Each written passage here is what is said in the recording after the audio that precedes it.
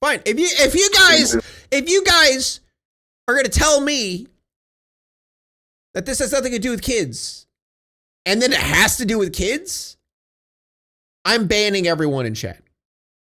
Okay? Like I'm gonna ban all of you. Okay, so get prepared. Cops discovered truck full of dead bodies. And if there happens to be a child in there, y'all are cooked. Cooked, I say. Missing for over 2 weeks. Can we please stop switching? Okay, we're going back to the other video now. Because Chatter complained about it. My daughter not calling us or texting us 3 weeks. I'm telling you, murked all 3 of them people, man. I'm just scared, bro. Okay. Step 1 is to tell me where the bodies are. Oh, there's right there. Oh. Yo. All of them dead. Now what do you think? God, I couldn't imagine anything happened to one person, never less 3. He told me there could be no God because of what he saw. I want to know why. Why can't we have the right? One of the most shocking cases in New Mexico history begins with reports of missing people in the area. It isn't long until these disappearances lead police down a bloody trail left by a homicidal perpetrator driven by vengeance. Even with the suspect in their sights, police can't stop the death toll from growing and soon realize that it may be worse than they ever imagined. What about the other people he said he killed? The other 11, that's still under investigation. 11? The following report is based on official police records, and most of the footage has never been seen before until now. Okay. 5 weeks before police would make the most gruesome discovery of their careers in an airport parking garage, the nightmare began with a missing 21-year-old named Matthew Miller in the town of That's Grants, New almost a Mexico. child. So the last time you talked to him was this 22nd of January? Yes. And that was what, a Tuesday? Yeah, Tuesday.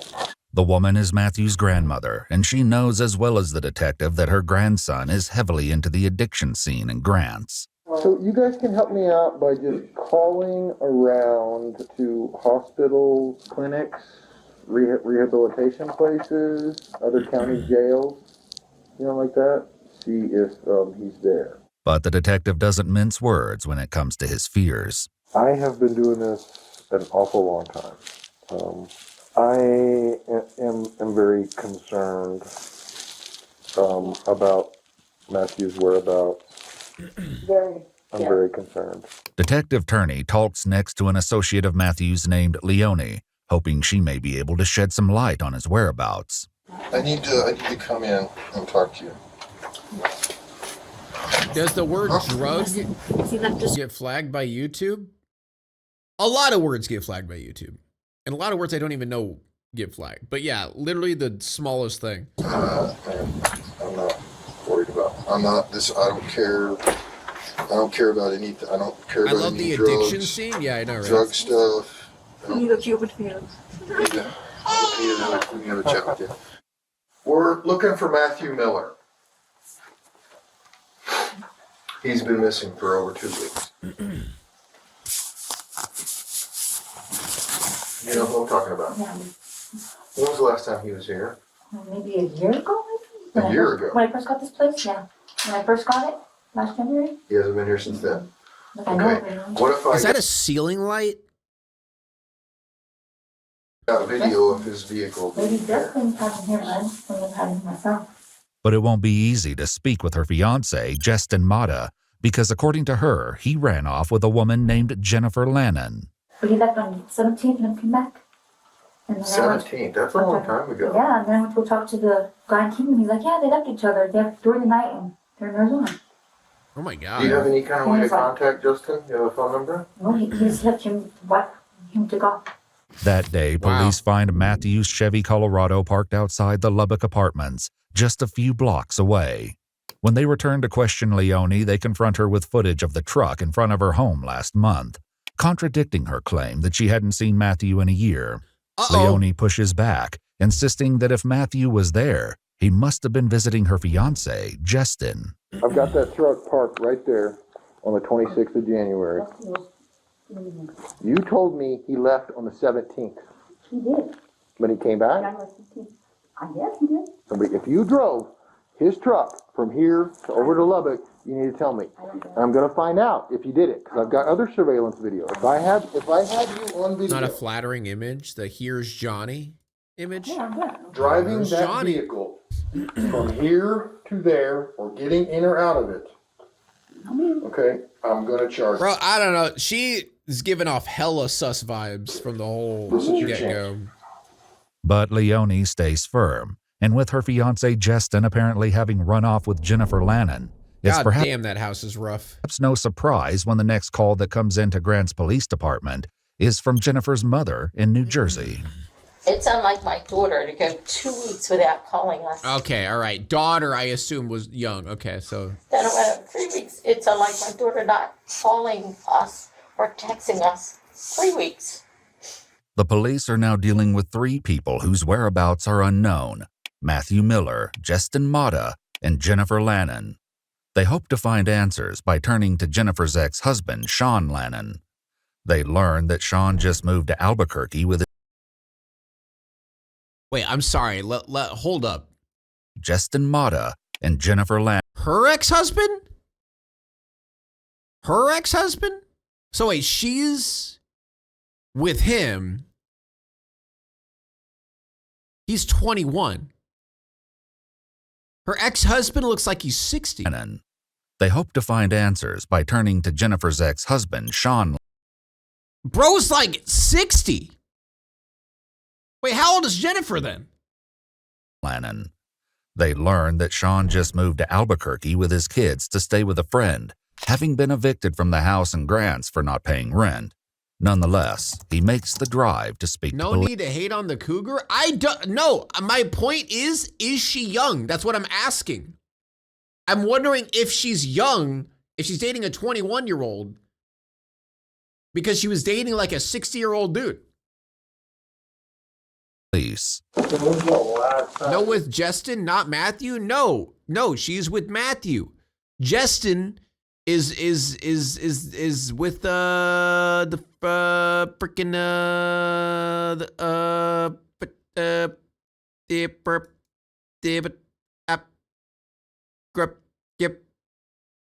Chet, you're breaking up. Call you. Yeah, contacted her.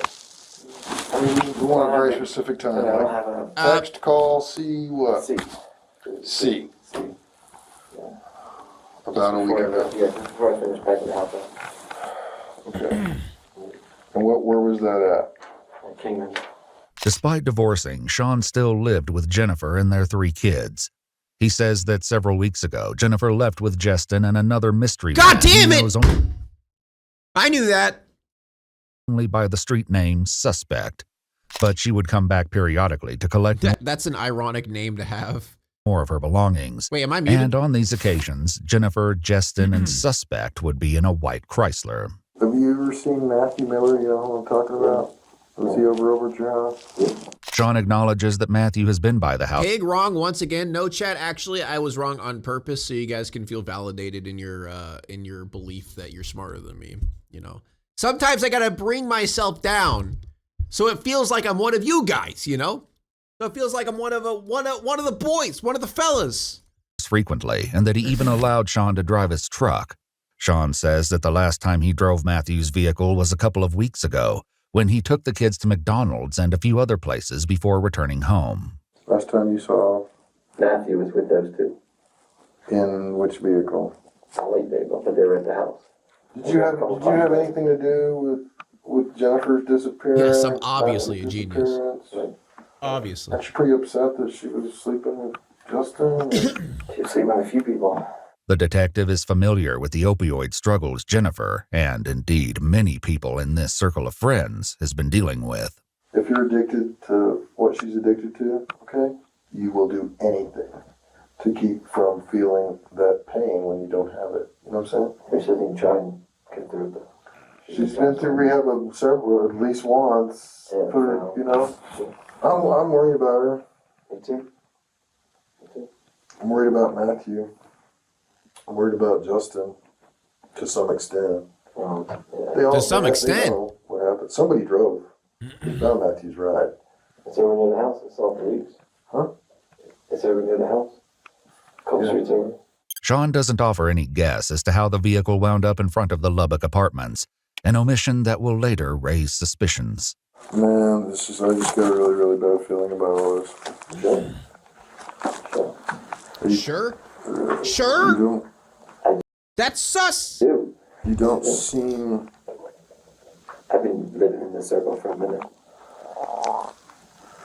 Has she ever done this before? Yeah. Before the interview is over, Sean brings up another individual, a man named Danny, who was staying at the house on Kingman until recently. The detective is all too familiar with the name. People talk all they want, right? I believe what comes out of that dude's mouth.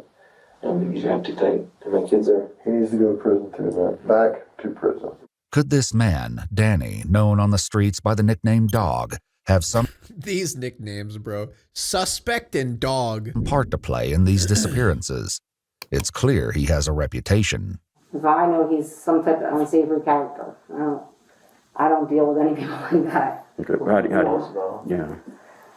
I think they said he had a nickname in Dog or something, and that, I don't know what Sean said, you know, he suspected that he's killed people before and he's been in and out of jail and stuff like that, and I'm just like, you need to distance yourself. Like, if I told him before, I'm like, you need to not be around anybody like that. Like, that's not good for you, it's not good for your kids. Police turn to Danny's cousin. Dude, I've been around people who like bragged about how they've killed people before.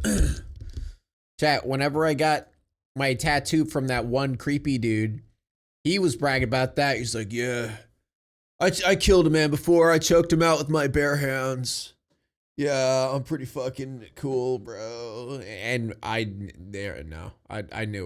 he didn't, but he was adamant. He's like, no, bro. Still think about it, man. You know, it's like, oh yeah, fucking killed with these fucking hands, man. Only to immediately run into Weird thing to admit. Yeah, it's almost like they're trying to look cool. resistance. Danny, Yes, sir. you guys have a place together? No, we did not have a place together at all, sir. I am not associated with my cousin in any way. Why'd you blur the face when he's right there? Other than Wait, this is Dog? This is the Dog? giving him a place to lay his head. Okay, well see, that's I why own 2 camper trailers. He God is damn, look at that nail, bro. residing in them or not, I do not know. Okay, I'm unaware of what he's doing, where he's at. Oh, this is That his cousin. This isn't the dog. It's his cousin. Chat, stop missing details. all I have to say in this matter. okay. Well usually that's I why was not living with him, he is not living with me. okay. So So where do we go from here? Because I have nothing else to say in that matter. I don't know what the hell he's doing. Thank you, Chubby Gecko, for the gift of subs. Why am I being anything other than that? I have no idea, sir. well, And with all due respect to you guys, catch that son of a... Honestly scared to be here, guys. I don't want to be here. I know who my cousin is. He's a gang member in here too, so... Am I scared? I'm just scared, bro, okay? In the meantime, investigators talk to a man named Are you scared of Dog? Josh in relation to a separate case. Out of the blue, he asks about Matthew Miller's disappearance and tells them that their attention should be on the man they interviewed yesterday, Jennifer's ex-husband, Sean Lannon. Okay. Check this out, man. Yesterday, right, I was at Kelly's. Right, Sean told me to go talk to you. Okay, and I guess he had to go talk to you or something. Talk to the cops. He goes into Kelly's in the garage, stashes the bag in the ceiling, gun, his wife's IDs, clothes, everything. Just stashes it there since he had to go talk to the cops. How do you know? I was there. I was there. Sean killed all 3 of them, man. Oh shit. I'm telling you, he murked all 3 of them people, man. He busted his phone right there. You're telling me the John did. fucking balding loser is the one who did this? Right in front of Kelly, all of us. He got his phone and he handed it to Kelly. No, after that, before that, he handed the phone to Kelly, and Kelly handed it back to him like, what the got it and smashed it on the ground. Why would he do that? Come on, they find the truck right by his house. You know what I'm saying? Well, he'd already been kicked out by then, but... Man, I'm telling you, man, he did. I know he did, man. So it Straight wasn't up. Dog? The I don't know. We haven't detectives need to know seen Dog. immediately if what Josh is telling them is true. They go to see Kelly, Sean's rumored girlfriend, to see if she knows anything about this stashed bag. Rumored? I All I know is that I haven't seen Jennifer in a while, and Sean said that she took off with just Dustin Martha. Was Sean here yesterday? He came out yesterday. How many times? Yes. What did he do? He came inside. He told me that he had to go down and report Jennifer missing. And he got a Coke, took a couple drinks, and left. And then he came back again, but I was leaving and I was going to get keys because I locked myself out of the house. Did Sean hide anything in the house that was later taken? Oh, no. Did he destroy his phone? Yeah, right here. I forgot. He destroyed his phone. And smashed his Do you think he did something to Jennifer and Matthew? I honestly don't. But police are growing suspicious. They execute a search warrant on Sean's house and discover that he ripped up the carpet in one of the bedrooms before being evicted. If that weren't enough, they have surveillance of his house, and the cameras aren't showing them a picture that lines up with Sean's last statement. Hello? Hey, is this Sean? Yes, it is. Hey, Sean, this is Detective Turney. How are you doing? Good, how are you doing today? Good, man. I've been trying to get a hold of your other number, and it's not working. So, No, I apologize. Sorry. so you know anything new? No, I haven't heard anything. Nope. Anywhere on your end? No, we've made some progress here and there. I've got a bunch of pictures of different vehicles. Nice pen flip. I was about to mention that. I'm glad someone else caught that. That was a pretty sick pen flip. I'd like you to take a look at, see if you could help me identify them. Good time tomorrow. I wanted to come in and I can still have like stuff I gotta return. No, they haven't found the bodies yet. Okay. Tomorrow would be great. Just give me a... Can you do it, Pig? Where's the pen? This is important. Here, I'll do it with this. This is basically a pen. Just like... Oh! Fuck! Ow! Oh! I hit my knee on my desk. Oh, I hit my knee on my desk. Oh. Oh. Dude, this thing's kind of heavy and it was about to land on my balls. So I snap reaction and I slam my knee on the desk. Okay. Heads up anytime. That was not worth it. Tomorrow comes and goes and Sean doesn't show. The day after that, realizing that Sean has an outstanding... Yo, Pig, I love your song, The Way I Feel. When are you going on tour? Love it so much. Thank you. I really appreciate that because no one talks about my music anymore. Yeah, I'm not going on tour anytime soon because I'm a broke bitch, but maybe way later in the future. Warrant relating to a recent assault and battery incident. They have Albuquerque police arrest him and bring him... I was going to go on like a Midwest tour like 2 years ago, but I forget what happened. I think it was something came up. The next afternoon, Detective Turney sits down with Sean Lannon once again, and this time his questions are much more pointed. The things that you've told us, okay, I've completely ruled each one of them as just an outright lie. Okay? Because of the facts. I have surveillance. He's going with the nuh-uh defense. All over this town. Okay, cool. Okay? Thought about covering one of your songs? Didn't know if you'd be okay with that. I don't give a shit. All over this town. You do you. All right? Yeah. Sean, step one. Right. Okay? Step one is to tell me where the bodies are. Step two. Oh, they're getting deep. Okay, is to tell me some kind of reasonable story of the truth. Right. What is it you, how and when, I told you what you knew, that's when I feel I gave you an honest answer. What is it that would cause you to think otherwise, that it wasn't true?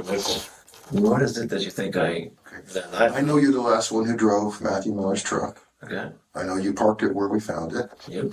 That's all a lie. You lied to me about that. What do you mean? That's where I put it. I told you where it was. It's still, it was there last time I saw it. I told you right here. I told you I drove the truck. You told me you drove the truck a few weeks prior and you went to Smith's and Walmart to get food and then you went back and drove and parked it at Kingman. At McDonald's. Yeah. That's That's it. That's the last time I drove it.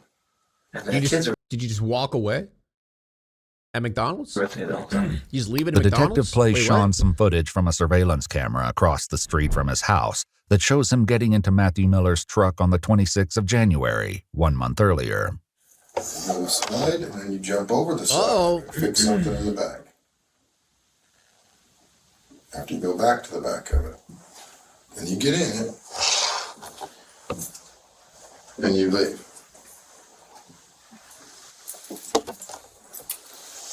Yeah, You're put gone that for water quite in some my time. face. You're gone for quite some time. And then you also pass by Jackson, where there is good surveillance video too. Okay. And then you also pass. Okay, I'm sorry. I thought redacted said the R slur for a second. By I don't know why I had to clarify that. That's what I saw, but Jackson, where there is good surveillance video too. Anybody and then else? you go park it at the Lubbock Apartments and walk away from it. Fine. Why would you do such a thing? That's where Justin. No, that's all. You see me take his truck all the time. So that's where he said to take it. Put the keys under the seat. Matthew said to park it there. Yep. He left it down numerous times. So after they came to all Matthew those federal told you jobs, to park it at the Lubbock Apartments. really, Justin said to do it, but he's like, yeah. This story, of course, went up. Dude, the amount of times he went.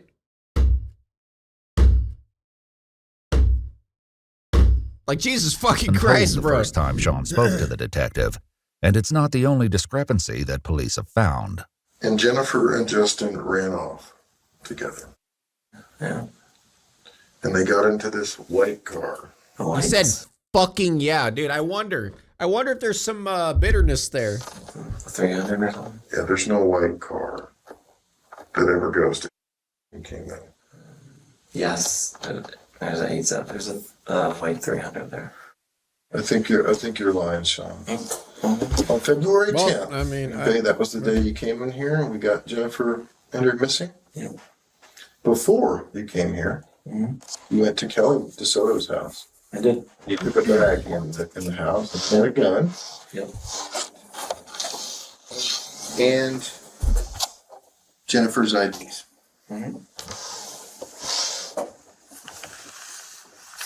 Why would you do that? Oh, this is his ex and her fiance. Ultra fuck this dude. And I actually am kind of confused how Matthew got involved in the situation. You're admitting she did I that? get why, like, it makes sense why he murdered the other two because his ex, obviously, you know, that whole ex situation always happens. I had a bag at the house, yeah. Yo, why did he yoink his water? Wait, what? You came here. Am I crazy? Did he just steal his water? I did. You took a bag in the house and had a gun. Yep. And Bro, he just drank out of that. Jennifer's ID. He just yoinked his water.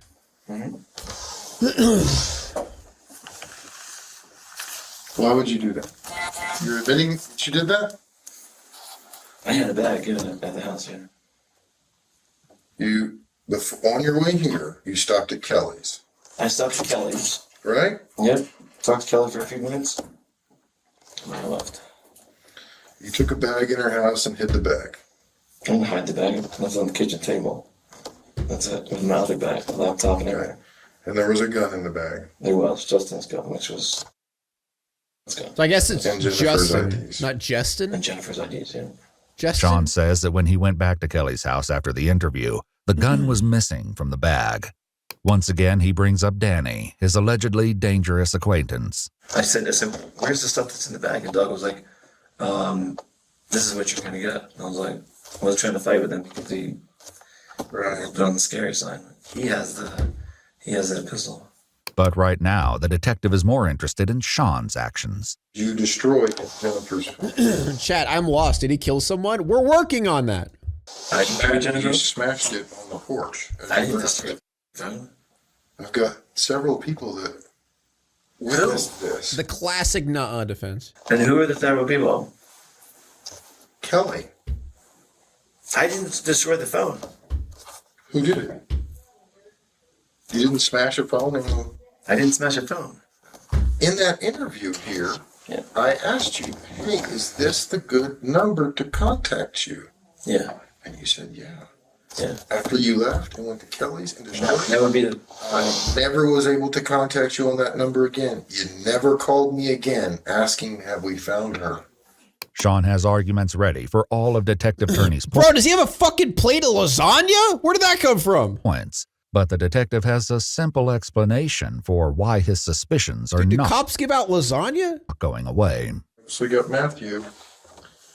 Let's say there's 10 people in Matthew's household that could be persons of interest in his life and his disappearance, right? So then you've got Jennifer. Yep. Let's say there's another 10 people, okay? Got Justin, bare minimum, another 10 people. You think it's pizza? That is some thick-ass pizza. You are the only one that's in each one of these circles. The dog's in that. The dog's brought him into my world. Dog! Don't forget dog! Don't forget about the dog! Literally. Okay. Like, I'm not that person. Like, So did Danny kill him? I have no idea. I literally spent most of my time with the kids. If I had to guess who would kill him, it would be the guy who said, if I got to dispose of bodies, I'm going to put him in my pig. And he showed me the pig one day because I was helping him at his house. The pig was like as big as this table. It's like, pigs will eat everything but the eyeballs. I'm like, who are you talking about? Danny Lemos, dog. But Dog. despite making his most direct effort yet to implicate Danny, Sean remains the detective's primary focus. Damn it, chat, now I'm hungry. You listened to him talk about how his friend was saying that if you feed a human to a pig, it'll eat everything except the eyeballs, and now you're hungry? And by the way, I do not eat people. It don't look good for you. Okay? It does not look good for you, Sean. Okay. You're the last one who drove freaking Matthew's truck. You've parked it where it was, okay? So Dude, I like this no nonsense investigative work. He ain't like, you know, being like, oh, we all make mistakes. Oh, you know, like sometimes we just get a little bit, you know, crazy. You know, we do crazy things for love, right? Right, you and me, we're best friends. We're best friends. We love each other. You know, they start kissing. You know, get naked on the floor, oiled up and stuff. What are we talking about? I told you where it was, and I was honest about it. I put my kids in the Not car. till today. Not till No, today. you pulled that video last time. I told you that I took my kids in the truck And and you went parked straight it. back to Kingman. You didn't tell me you parked it in Lubbock. But Sean maintains that he didn't kill Matthew, Justin, and Jennifer, and that furthermore, he doesn't see how he could have. I don't know how you would have a body come out of that house. I'm assuming there's video on Maybe they just the one in OD'd. front. Maybe they just OD'd. It's a body, like Yeah. they OD'd. Every one of them OD'd? How are you gonna get rid of a body? The chilling answer to that question would soon begin to emerge in the most gruesome way imaginable. Sean is released from police custody on March 2nd. The next day, security footage shows a red pickup truck driving into the International Sunport Airport in Albuquerque. It goes unnoticed until late the following night when parking lot security officers inspect the truck and take note of a terrible smell. Oh, Last God. night, the swing shift. Okay. Oh, I God. believe they stated that there was a suspicious vehicle that was parked in the garage. We got passed down that this Ford Red Ranger was here and had a foul smell to it. We looked at it, we couldn't really smell it but we caught slight whiffs of it. Did the Plum Center finally notify you guys? Yeah, they called us. Oh, they did? Okay. Just a little bit ago. Yeah, because they said they weren't going to dispatch officers for plunging. I've never seen pig and a body in the same place. Caught. Yeah, because I called it in, but there's a pretty foul Caught. smell coming from the vehicle. Yeah. Yeah, it's just kind of odd and out of place, especially with all the Tupperware in there. And Yeah. Yeah. It's definitely weird. Now on scene in the earliest hours of March 5th, officers with the Albuquerque Police Department begin to investigate the truck, unaware that they're on the verge of one of the most shocking discoveries of their careers. Kind of smells. Kind of smells, but I mean, not to like decompose or anything. You know what I mean? It may not be, maybe it's an animal, I don't know. It looks like The skin with the hair that looked. Oh. Yeah, and some like. Oh! Oh! Through this window. staring at it for a while. Yeah. I think there's There's something like behind him. black plastic bag. And a tarp. I don't know what's under there. And that looks like blood on your shirt. What is that? That's right. Yeah. Like those loppers right there. Oh! I can't tell if it's rust on Ew! Oh God! Oh no! Oh! it or I don't know. Like around the blade part, it kind of looks reddish. Oh I mean, God! could be rust, but based off what we're looking at, I mean, I don't know.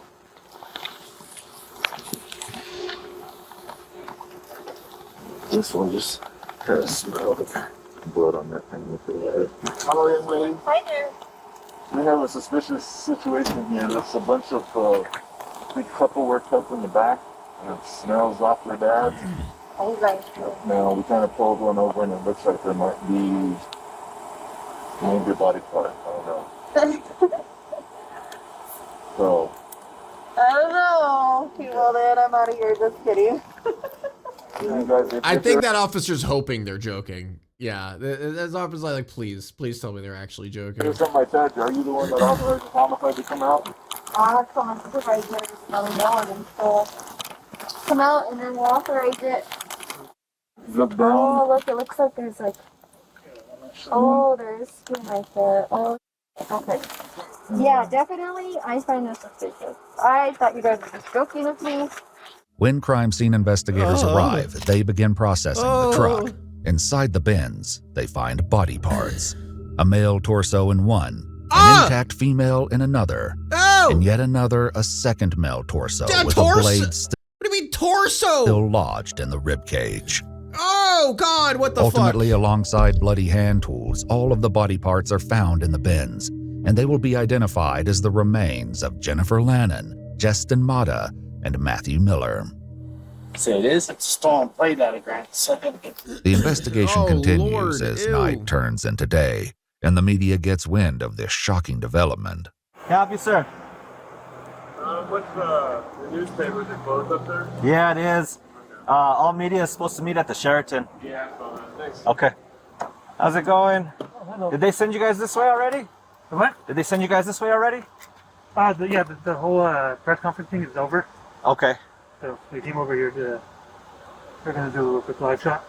The chilling discovery draws significant attention, but the investigation is only getting started. Police turn to the airport security cameras where they find their first lead, a man heading down the parking lot elevators right around the time the truck John was is in for a dropped bad off. time. Combined with some other security footage, it gives the detectives Dude, come on, bro. If you're gonna hide your face, at least hide your fucking bald ass head. Like, oh, who could it possibly be? Oh, who could it be? the place to start.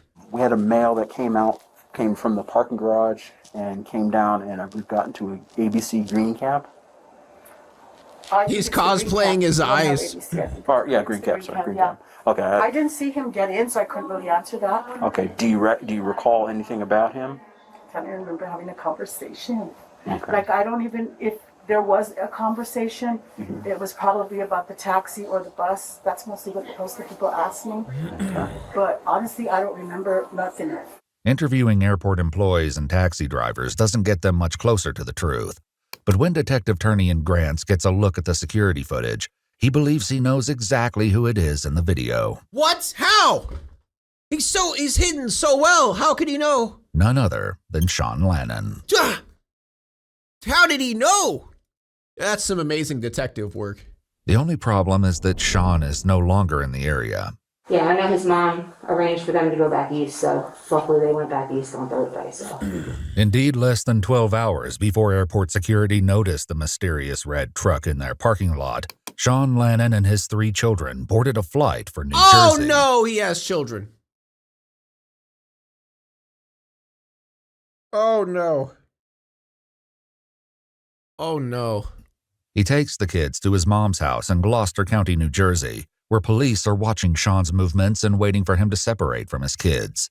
The plan is to move in and get the children to safety at that time. But in the meantime, police in Albuquerque have a new problem. Only 3 people have been reported missing in Grants, and they're accounted for by the victims in the bins.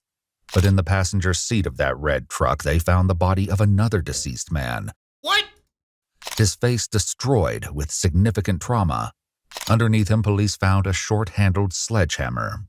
So who Dude, is I thought this was just a revenge situation. the dead man in the passenger seat? They begin with the information they do have. The registered owner of the truck, a man by the name of Randall Apostolon. They track down his brother to see if they can find Randall and determine if he has anything to do with this tragic crime. What's up? Are you Mark? Yes, I am. Mark? Yes. Okay, good. And is your mom Claire? Excuse me? Is your mom? Is it your mom? You live here with someone? Grandma? No, I don't. No? Gentlemen, what are you here for? We're Please here. get to the point. Sure. Yes. Actually, we're looking for a fellow named Rand. That's my brother. Okay. Talk to you about him? Yeah, would you like to come in? Yeah, sure. Yeah. If you don't mind. I'll get a mask on. Thank you. I really don't know Oh, where is this during COVID? Oh, 2021. he Okay. is, to be honest with you. Okay. All he does is receive his mail here. Oh, okay. Okay. So, Can we just... can you go ahead and have a seat? I'll bring a chair. Do you know where he lives? Wait. Wait. Wait, is it dog? Wait, are you... Wait. It's not dog, right? Randall's not dog. Was his name Randall?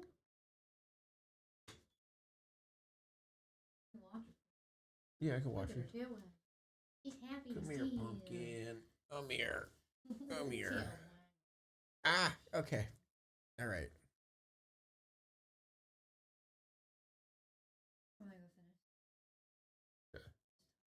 Yeah. Probably lay down after. I can see it in your eyes. You look tired. I might lay down after stream. I'm tired too. Mm-hmm. Hey, pumpkin. All right. Let's lay down on my lap. Okay. Others in transit. I mean, he has been since I had to buy his house because it was in foreclosure. May I ask what it's in reference to, or is it private because you guys can't tell me? Well, it's a little bit private. It just we're looking for him, and we've got some questions for him. Mark shares that his brother has struggled with addiction for years and has been homeless lately. I truly think he's living out of his vehicle. I truly believe. Tell me why you think that. Because, let's see. Because he's been going from friend to friend, but the last friend I heard, and I don't know where the friend lives, booted him out Here, last. pause 1 second. I'm gonna put out puppy pads. Police eventually tracked down a man named Aaron, who may have been one of the last people to see Give me my name back! Randall Apostolon. Aaron tells them that he was hanging out at the Family Dollar one day when a man approached him looking for storage space because he had some boxes that needed to be stashed overnight. He had to do it in a hurry because they were coming to tow his truck or something like that. I don't know if they were repoing it or he said someone was going to tow it, so I assume they were repoing it. So he had to get his stuff out of it. So I said, all right. So I thought of Randy because I've been doing some work with him. He said he introduced Randall to this stranger, and that was the end of his involvement. That's about all I really remember. I remember that guy said he was ex-military. He had 3 kids at home. He said he had 3 daughters. He lived in a Pearl. I think somewhere up on the 2nd floor, and that's about all I remember him talking Is there about. more than just If Sean the involved spotlight in of this? suspicion on Sean Lannon wasn't already bright enough, Aaron's story is the clincher. Oh. Sean is ex-military, has 3 children, and was living in the Pearl Apartments with his friend Diana right up until the day he flew back to the East Coast. In New Jersey, the mission to peacefully separate Sean Lennon from his 3 children is a success. Good. But Sean himself has escaped surveillance. God, how? According to his mother and sister, he went for a job interview in Virginia. Police don't know his actual whereabouts, and they certainly aren't prepared for what he plans to do Bro, next. how did a fucking bald man named Sean just disappear? How did they In the lose meantime, him? Jennifer's family comes to terms with the growing likelihood that Sean was their daughter's killer. And she said, Mom, Sean would never let me go. I could never leave him because he told me that he would kill me first. Oh. He'd have to kill me first. In Albuquerque, a positive identification is made on the body in the passenger seat of the truck. It's Randall Apostolon. No! After notifying his brother Randall! Mark, one detective must call him back with grim advice No, when Randall! the ranger is released from evidence. I do wish to absolutely warn you and encourage you, sir, that this truck, because of the bodies were hauled in it and the condition that they were in, that if you want to retain custody of the truck, you're going to need to have a professional cleaning crew, ones that specialize in crime scene or medical cleanup, go over the Dude, vehicle. I don't, no one wants that truck, bro. Because it said there's a the odor of the decomp, and there's blood inside of the vehicle. So if you're wishing to get it, that's obviously it's your discretion, but that is what you would need to do. And in a conversation with Oh, Sean's friend God. Diana, Scrap police that shit. finally reveal the truth about Jennifer. Do they know anything? Do you know if she's okay? Who? Jen? So, I'm gonna be very direct with you. No, she's not okay. Not at all. For kids, it's terrible. It's awful. My God, I hope he didn't do anything. I really don't. I don't think he would, but I don't know 100%. I don't know. Oh, God. So if I added to that the fact that she's not the only one we found, and that we found Justin, and that we found his friend as well, all of them dead. Now what do you think? God, I couldn't imagine anything happened to one person, nevertheless 3. But in East Greenwich Township, New Jersey, the death toll is about to rise once What the fuck? again. Sean? Police communications. Hello. I need an officer to check on someone for me, if that was 4 people that man's a legit serial killer spoke too soon. possible. A woman named Carol calls police, asking them to make sure her friend Michael Dubkowski is okay. And how old is Michael? Michael. What did they kill him for? 66. And why are we checking on him? Well, I'm his friend, and I live up in Collingswood, and we check on each other because we both live alone, and we've been friends for a long time. And he got a new phone this weekend, and I keep dialing. I talked to him since he got it. I spoke to him this morning, and this afternoon, I called him, and he said, I have to call you back. And he never called me back, and his line is just busy, busy, busy. Police head out to the house, having no idea that they're stepping into an ongoing horror story.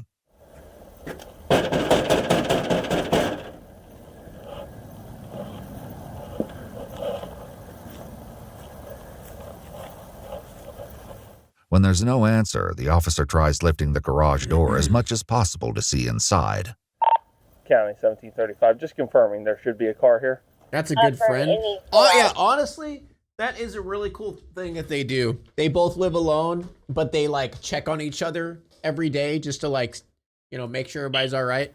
That's a solid friend right there, for real.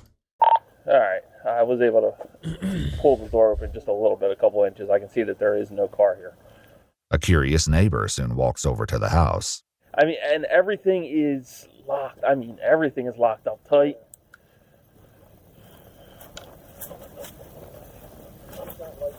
Right, and that's my major concern. It seems like it's completely out of character. News soon comes that could either explain the situation or make it much worse. Car was in Camden City around 3:49. Yeah, which is right down the street from Walter Rand Station now. Is he just like killing people and stealing their cars? With him having family in Boston, he takes 30th Street station in Philadelphia, there by train. Okay. So I'm hoping he went to Walter Rand Station, got the River Line over to 30th Street. I don't know. It doesn't seem right. That's not Mike, no. The police give the garage door another try, and this time they make entry. It's not long before they notice something that changes the tone of this wellness check completely. And he broke a little. Get through there. See if that's unlocked. God, even that door's locked? There's something. It's not even locked. Oh, you see that door? What is it? Oh, the door's open? Yeah, but look at this. There's something there? All right, sir, if you can hang out there for now. Oh, is that the body there? Yeah, let me go grab my gloves. I'm just going to kick this in. Yeah, I'm going to grab my gloves. Can we push that door with something? I'm turning on real quick. Oh, never mind. Police department. Oh, okay. All right. Yeah. Oh. All right. All right, this can handle. Oh. Oh, he's right there.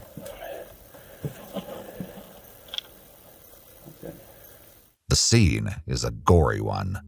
On the floor lies Michael Debkowski amidst a large amount of blood. Why, though? He appears to have been bludgeoned to death. Why? County, if you could, contact my on-call detective, Gloucester County Prosecutor's Office, and the county. We need that vehicle entered stolen also, please. Yeah. Unfortunately, sir, yes. Yeah.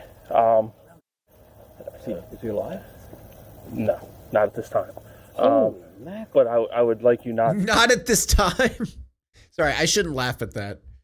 But to contact anybody. Oh, absolutely. Just the way he said it made it like he might be alive later. But if you want to hang at your house, was he marked? I don't know, sir. I don't know. I have people coming out to check. Okay. Those investigators soon arrive, and the first officer on scene explains what they yeah, that is definitely old man right there. Holy mackerel! found inside. Before long, a familiar name comes up. As soon as we go in, body's on the right-hand side, blood everywhere, and somebody covered his face with like a rag or a towel. So do we have any idea who would have been here? So the only person she can think of, she was saying earlier, he was a big brother, big sister thing to Lannon's out of Paulsboro. Okay. Sean Lannon, and she couldn't remember the other name. Can he just hear that thing? You know what that name is? He's still in the wind, huh? He doesn't remain so for long. The next night, Sean calls his mom and sister to tell them that he's extremely sorry for all the things he's done. Yeah, I don't care. He sees ghosts. Oh, shut up, Lynn! Lynn! Shut up! And they lived in Franklinville. And he said there was a little girl ghost there. Then there was another ghost, and that was the ghost of her grandmother. And then the night before he left my house, he was... Okay, all right. Okay, I thought she was going to try to excuse him. I thought she was going to be like, well, he sees ghosts, okay? And it's tough to deal with that situation. Sean and Tina. And he said, you know, there's a third ghost, and it's in here. And I said, Sean, there's only the Holy Ghost in here. No ghosts in here. Obviously. And he said the first one's the little girl. The second one's Jen's grandmother. He said, but I'm not going to tell you who the third one is. There's something wrong with him. Okay, good. All right. No, never mind. I take it back, Lynn. I take it back. All right. How it started out made me seem like you were about to be like, oh yeah, you know, he has problems. He sees voices. It's not his fault. But thank you. Thank you for not being like that. Sean's phone to Missouri. And in the early morning hours of March 10th, 2 days after the murder of Michael Debkowski, U.S. Marshals find Sean in Debkowski's car in St. Louis. They take him into custody without incident. In the SUV, they find a hammer and bloody clothing. What investigators don't know is that these 5 brutal murders may be only a small glimpse of the full horrifying story. But why, though? Not only is Sean finally in custody, he's ready to talk. He says that after becoming sick with endocarditis, he fell behind on rent and was facing eviction. It was while he was strategizing a move back to New Jersey with the kids in January that he was faced with one of the darkest days of his life. One day I took a walk to Walmart, pushed a double stroller empty to go get groceries. Pretty good walk from where I lived on Kingman Avenue to Walmart. A half hour into the walk, I realized I didn't have my food cart. So I turned around, came back, went in the front door, went down the hallway to get my food cart on my dresser. I noticed it was quiet. And the kids opened the door, gentlemen, Chester in there. The detectives may anticipate Sean telling them that, yeah, sure, that sucks and all, but I don't think that warrants killing, what, I don't know how many people, 5 at this point, but it's going to be more. he killed Jennifer and Justin for the affair, but his actual story takes a far more bizarre turn. I was like, idiots. The kids, grabbed my card. Justin said that they were with his girlfriend. I'm like, get out of here, idiot. Your girlfriend, your wife's got my kids, so you your girlfriend. So call the kids, nothing. Open the door, across your mind. It's a pile of blankets behind the blankets of the kids. Sean says that he... Wait. Get out of here, idiot. Your girlfriend, your wife's got my kids, so you your girlfriend. So call the kids, nothing. Open the door, across your mind. It's a pile of blankets behind the blankets of the kids. So wait, were the kids there during the affair? Sean says that he could tell immediately that something was terribly wrong with his children, ages 4, 6, and 7. Pick up bags. Very much like bags right on top of them. No response. Pick up bags, not breathing. What? Doesn't seem like she's breathing, so flipping out. I put her against her, I could feel like she got shallow breaths. Just tall ones. So I'm screaming at the two of them, like, what the f*** you do to the kids? I'm flipping out, like, what the f*** you do? Justin's putting on his clothes, comes in like, done this 100 times, man, like, they're fine, they're fine. I'm like, they're not fine, they're not breathing. What you do? Because when they drugged them something in their medicine. What is wrong with these people, bro? Like, Sean, you're obviously you're Satan, but like, what? They said they also blew heroin smoke in their Bro, no! Is he lying? I mean, okay. Let's just say bullshit, because I don't want to believe that someone is blowing heroin smoke in a child's face, so I'm just gonna call it bullshit. Faces. Sean says he grabbed a can of Narcan from the garage and tried to use it to revive the children, but the effort failed, leaving him with very few options. I thought your children were alive! Wait, I'm confused. What? Oh, where'd I go? Jen didn't think I was being serious. She comes in, looks at Savvy. She grabs Shawn Michael. She got on pulse. She's not breathing on pulse. I'm like, I know. I check Shawn. There's no pulse. I start saying that she killed the Garrison baby. That's it. We conceived Shawn and Garrison, like, Justin ran out the room. What? Sean's son? Why did he refer to him as the Garrison baby? The fuck? Garrison baby. That's it. We conceived Shawn and Garrison, like, Justin ran out the room, out the house immediately. At this point, we're just crying and holding the kids. Then what were the 3 kids that you walked into the airport with? I'm so confused right now. Jen's adamant she's gonna overdose on the heroin. She kisses the kids on the forehead, all 3 of them. And says, I'll see you in a minute. She goes to do all of it. I took her back and I put her on the couch in the living room. Sean then walks detectives through the very moment he took Jennifer's life. Jen was already out with the heroin. was enough to take her life. So she wanted to make sure she went too, for sure. So I really should breathe in. She wasn't going to OD. I went in the other room, psyched myself up, repeating that kind of emotionally charged statement of, you killed the Garrison baby. So I had enough. The Garrison baby? Whatever to do it. Alright.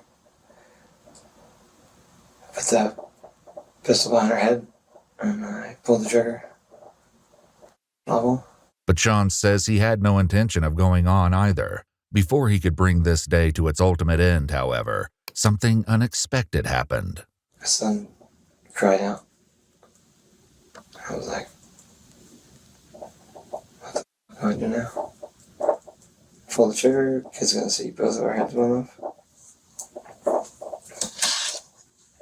I thought they were dead. Sean says that he put the... So, okay, all right, let me get this straight. So, they were having an affair. They gave the kids heroin so they wouldn't know what's going on. Sean thought they were dead. All of them were dead, I guess. And so he shot Jennifer, assuming that Jennifer technically killed his kids. And he was planning on shooting himself afterwards. But after he shot Jennifer, the kids were now alive all of a sudden. What? Am I getting that right? gun away. Instead of calling 911, he says he somehow revived the children, though he never explains how. Oh, okay. And with his wife now... You know, with his powers to revive. Pumpkin. Stop chewing on that. No. Come here.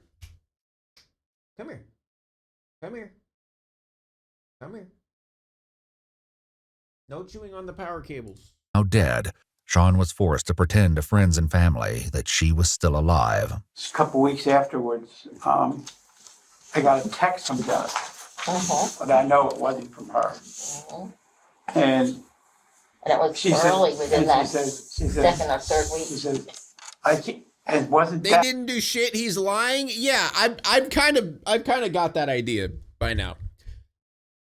I kind of got that idea by now. It was just because his story makes no fucking sense. I can't afford my drugs anymore. Which, first of all, release the Epstein files. I don't have them. Stop asking me. She would never say that to me. Right, she'd never be that direct with you. No. Oh no. No, she never would. And so I texted back, what have you been doing? You know? Right. And did he kill them because of their affair somebody then? Yeah. texted back using his phone, Jennifer's phone that she used. She was using at the time, the number that I had on my phone.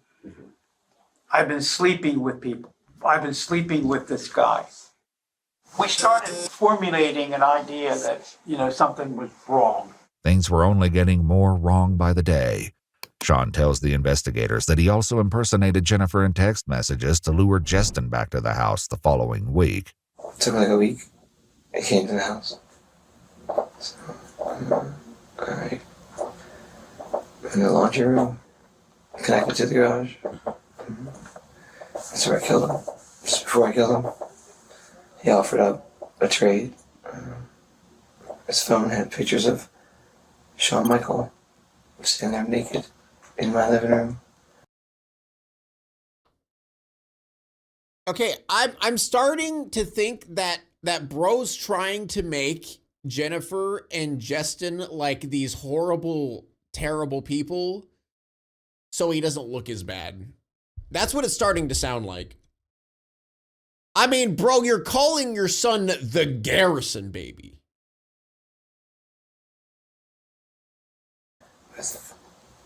I don't know what his name was, William or Matthew Miller, whatever that his name is.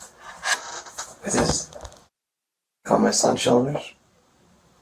Okay, yeah, bro, no, that didn't happen. Bro's got it. He's just trying to make every person he kills like a horrible, disgusting person. So he seems like he's such a great guy. Why is he calling him the Garrison baby? I have no idea. I was tempted to let him go. I was like, who sent you this picture? He's like, I don't know it's real. He's like, I took the picture. I was like, well, you took that picture, and you just got in the picture. So, I said, there is, he was right over the vent where Jen would hide her heroin. And he wanted to know if he could do a shot of heroin before it took his life. Come here. So I said, well, if you find any in the vent. So he literally was looking down in the vent. Wait, they vented? He didn't see it coming. And I shot him in the back of the head.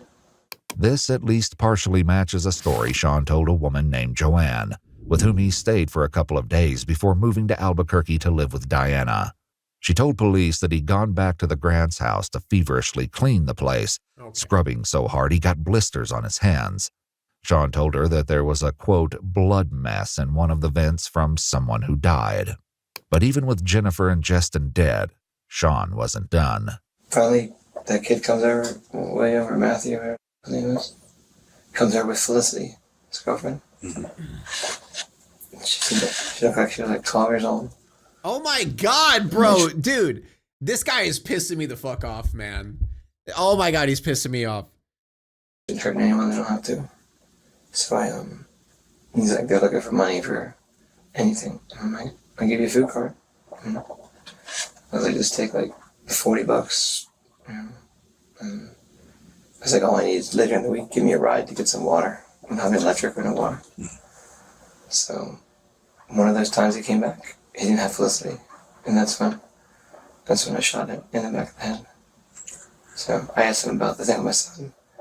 He said that it wasn't his idea, and I was like, what do you mean it wasn't his? You have an erection in the picture, like, you can't force someone to have an erection in your child, no. I shot him in the garage. Sean says even that wasn't Yeah, he's supposed trying to make himself out to be like a vigilante. to be the end of his vengeance. Before he was killed, Justin gave him one more name, a name that was on the police radar as a person of interest in the early stages of the investigation. He also had pictures of Daniel Lemos and my son. Same name. I never got my hands on Daniel Lemos. Wait, he killed Dog? He killed Dog? I fully intended. That's where I was heading back to New Mexico for yesterday. Oh, he didn't get to Dog. You know where Danny is? If I did, it'd be in the box. After tossing Danny's name at police as an alternative suspect, Sean finally admits that he had nothing to do with the murders. When investigators catch up to Danny, they learn two things. One, he did indeed take the gun out of Sean's bag only to turn around and quickly sell it for cash. And two, he has no idea what Sean is talking about in regards to inappropriate pictures. Wow, what a surprise.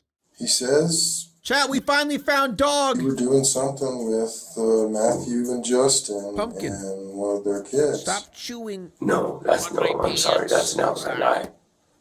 I don't know what he said, but if it's got anything to do with kids, Charlie, nope, never that. And I'll put that on my last name, I'll put that on my dad, I'll put that on everything I know. I believe you, Danny. I would never do that. I believe you, Danny. I believe you. In the immediate aftermath of the murders, Sean says his primary concern was hiding the bodies. This involved work he says he took no pleasure in, starting with Jennifer. So I pretty much slid her into a storage bin, a long one. He's really just blaming everyone but Sheets that himself. were around, Yeah. bedding was in the bag, in the box too. A day later, I had to try to dismember her to put her in containers.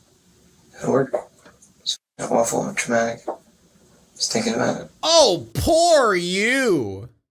Oh, poor guy. Aw, you had trauma cutting up the bodies that you murdered. Aw, what do you mean?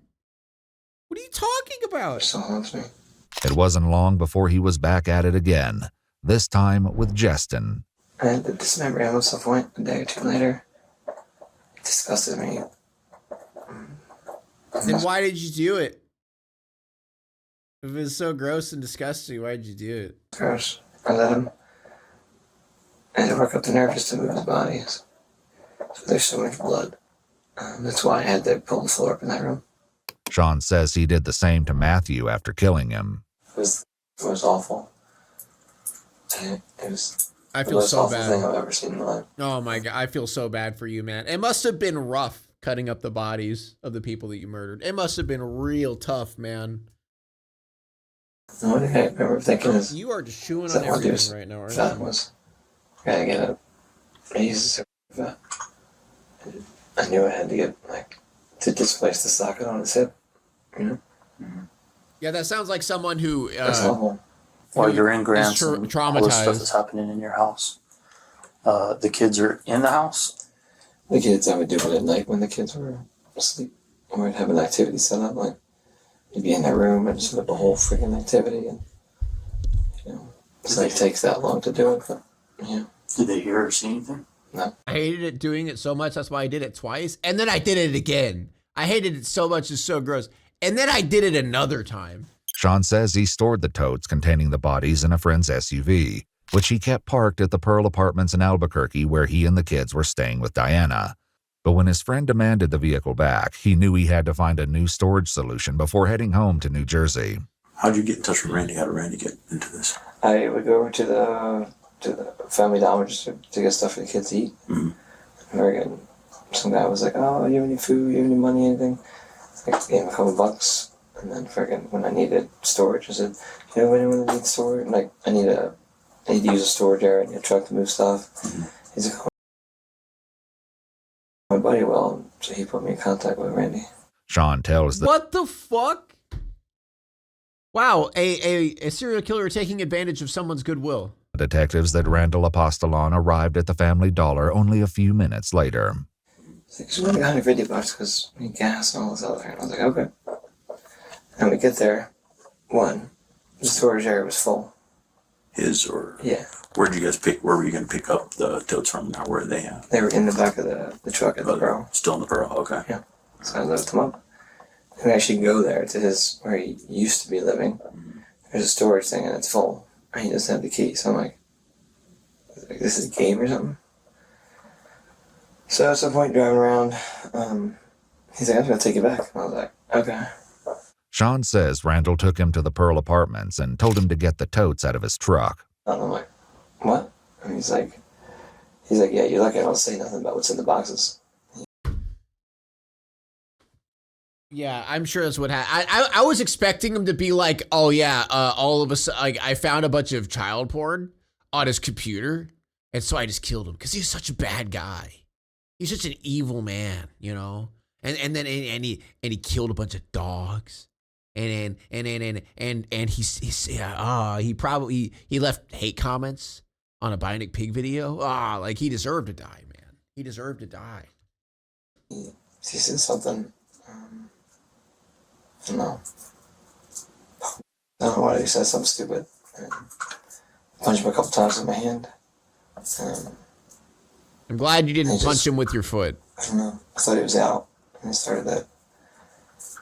It's called like the death gurgle or whatever. So, yeah, you're so fucking strong, Sean. You punched him twice in the face and he fucking died. You idiot. And I grabbed the hammer. And proceeded to, I think I threw something over his face at that point. I might have. Maybe not right off the rip. I think a couple more times I hit him with the hammer and then put something over his face because there was blood on the window. Mm-hmm. It was disgusting. You killed him because he hurt your feelings? That's pretty much what happened. It's horrible. Sean then reveals something even more shocking than the fact that he killed Randall in broad daylight in the parking lot of the apartment complex. Oh my God. What the fuck? I backed into position, cleaned up, covered everything, and cleaned up my hands as best I could. I walked in the door of Diana's apartment, and in 5 minutes, knocked on the door was the police. In an unreal coincidence, Sean was arrested on a battery warrant that very day, making Randall one of the only victims they can tie to an exact date, February 24th, 15 days earlier. That he was able to calmly deny any role in the disappearances. How was he not caught? Well, he the one Randall dude got caught or died from blunt force trauma. So, like, he probably just got like a hammer or some shit. Of the Grants 3 with fresh blood on his hands makes his monotone confession today all the more. Yeah, so disgusting. Oh, it makes me so nauseous talking about it. Eats fucking food while he's talking about chilling. This may sound kind of self-explanatory, but why? Oh man, I'm suffering so much. Can you order me McDonald's? I'm going through so much trauma about how I cut up all these bodies. I'm so disgusted. Can you give me some McDonald's though? I can go for some McDonald's right Why now. did you kill Randall? Like, what was the thought process? He was gonna make me take the stuff out of the vehicle, trying to get me, but he could keep it for another $300. Like, he fleeced me for the money. Came down to a decision. So yeah, I killed him to use the truck. Sorry. It was that Sorry? truck that he later parked at the Sunport Airport in Albuquerque, Yeah, killed him. Sorry. where it was quickly discovered by security, propelling this gruesome story into the spotlight and giving the detectives upsetting details to share with family members. So, the way it was the totes that contained Jennifer's body was in one tote in the bed of the truck. And then there was a few other totes arranged also in the bed of the truck that contained the dismembered parts of both Justin and Matthew. They each had their own container. Several containers for that. Oh, that's right. And there were a few that were in the cab of the truck. Oh my god. Along with Rondo Apostolone's body, which was stuffed down under the passenger seat and wrapped in a tarp. The sheer horror of what their son-in-law did is almost too much to bear. I can't believe he did that and all the lies. But I'm glad he brought the babies home safe. Why? Why did they always have to hit him with a butt? There's no but. Don't give him anything. Don't give him, oh, well, at least he did this. No. Give him nothing. You know, I don't want to see him. I don't want to talk to him. I want to know why. What gave him the right? Yeah. Who said that he could do that to his children's mother, to Aubrey Andrews' mother, to our daughter? What gave him the right? But Sean Lannon wasn't done yet, even after flying to New Jersey with his children. Glad the kids are all right, but I don't think that was because he cared. Yeah. Last thing on my list was the man that me as a child, my big brother. Big brothers, big sisters, whatever. Yeah, they got too. Sean says he went to the house of Michael Debkowski, the man who had mentored him in the Big Brother program. Oh. He alleges that Michael had taken explicit photos of him as a kid, and he wanted them back. He didn't want to give me the pictures. So how many people did he kill that were pedophiles, adulterers, child abusers? List goes on. Beating him. They didn't give me the pictures. It took his life. So, I'm proud of that. I'm proud of it. He expired the moment that I realized I had You literally just said expired as a term for death, my dude. That just shows how you don't have any time to finish it. He could have just given me the pictures and argue and fight about it. Become a problem. And it's horrible too. No one get above me when I was for 2.5 years. It doesn't justify it. I feel bad. In the course of their investigation, the police speak to Gabby, Diana's daughter, and a longtime nanny to Sean's children. Sean's able to get the pictures back. That's what he told me. I'll tell you what he did with them after that. He told me he burned them or got rid of them somehow, and I was like, I don't know why you do that. That would be like your only defense. I'd be like, this actually happened. I was like, it was kind of stupid to do that, but... He burned them? Yeah, those pictures don't exist, bro. Those pictures don't exist. Indeed, Sean's allegations about Mike Debkowski are unverifiable, even by those who know him best. I didn't know that he had potential from his big brother. I didn't know that. I was like, Maybe I'm a little bit too naive at times. I didn't pick up on anything like that. We knew Uncle Mike. Uncle Mike was at plenty of birthday parties and dinners at the house, and He was a big brother that stayed in his life. He was his father figure. He was, and for him to do that to him is it's just and the reason why he said he did it. Well, I knew Jen had said that he was when he was a kid. They never said Uncle Mike. According to an internal newsletter from the company Mike Debkowski worked for, Mike was named Big Brother of the Year in 1985 for Gloucester and Camden County. The newsletter actually quotes a then 11-year-old Sean Lannon as saying, "I'm happy to have Mike as my big brother. He acts very nice and we do lots of things with him. I hope he's elected as Big Brother of the Year." And then at the time when I was around maybe 13 or something, the nature of it changed, so it started being inappropriate. Okay. Him and I only, my brother didn't go, we went on a trip to the Grand Canyon or something. Okay. It was like the worst, so at that point he, What do you mean, or something? I feel like if you go on a trip to the Grand Canyon, that's not something that you're just like, I don't know, maybe the Grand Canyon or something. I don't know. he met me several times over 2.5 years. The truth of what Mike Debkowski did or didn't do may forever remain a mystery, just as there's no evidence proving that the other victims had preyed upon Sean's son. However, there is evidence that at least some of these murders were carefully premeditated, and it comes straight from Sean's mouth. So we have bodies in the bins and the tools. But like, what did you use to clean up the blood in the garage and all that? There wasn't a whole lot of blood in the garage. I was prepared. I literally had on the ground.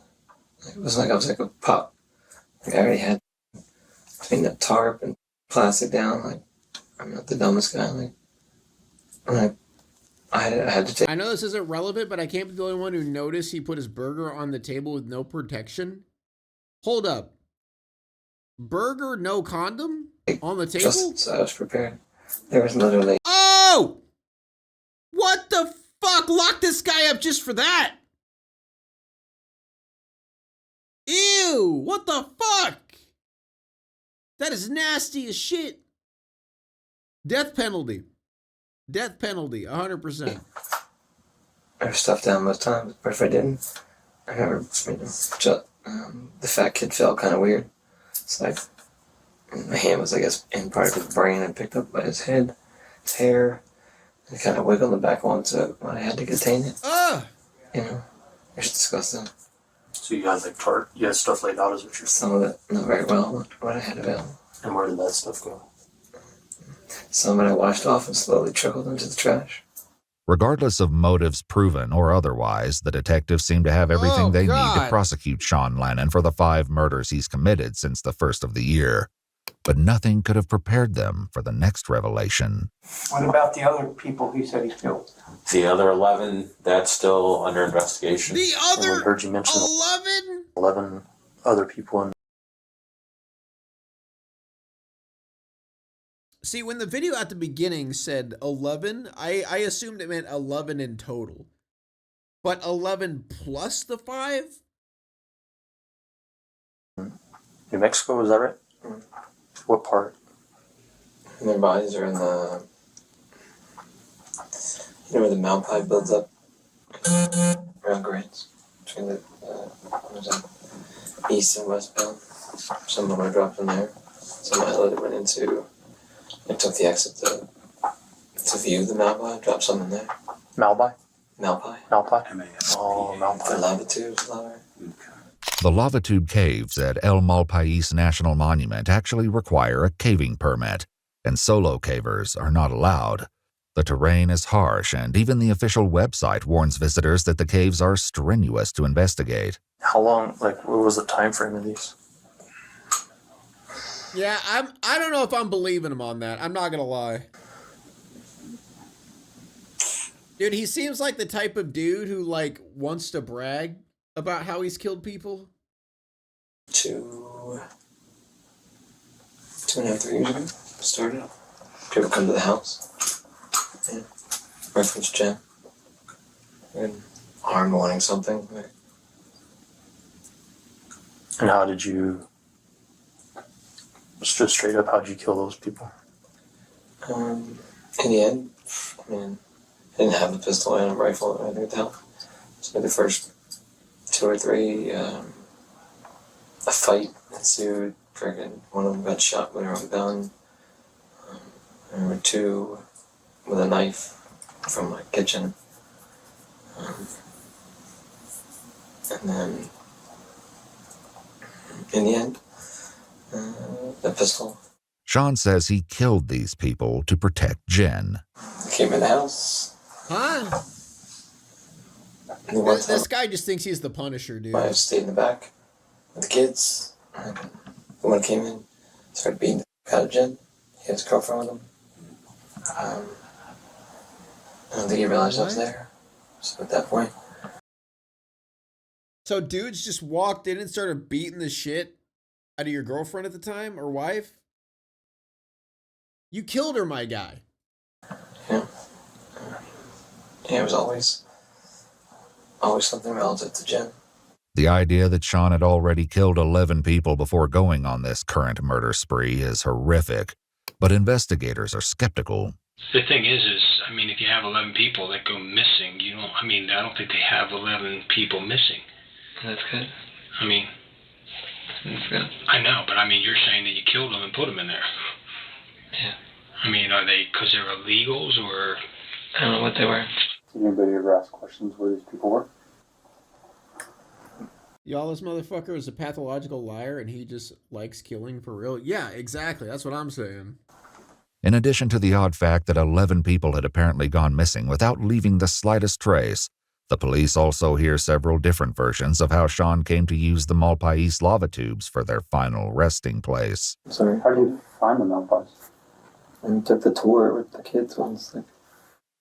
Oh, so you dropped off 11 bodies whenever you toured with your kids? Every time there was someone missing, they're like, I'm sure they're in the Malpai. That's where I got the idea to do it.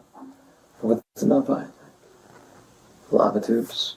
I didn't know what to do with them. She's like, take them to the Malpai. I was like, okay. Jen told you that? Oh, so Jen also helped you with the murders. Okay.